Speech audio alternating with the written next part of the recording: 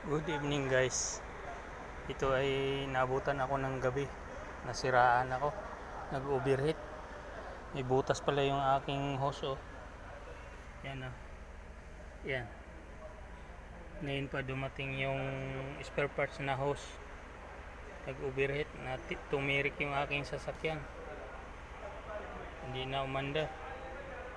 Kaya dinala ko dito sa aircon. Ayaw na mag-andar yung aircon ko. Pati ang makina. Yan na ngayon lang dumating ang ngayon lang dumating ang hose na pamalit. Kaya nahantay ko para may magamit bukas.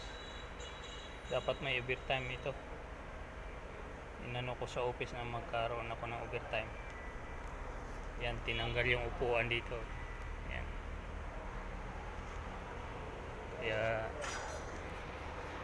pagkatapos nito uuwi na ako. Makauwi din. Okay guys,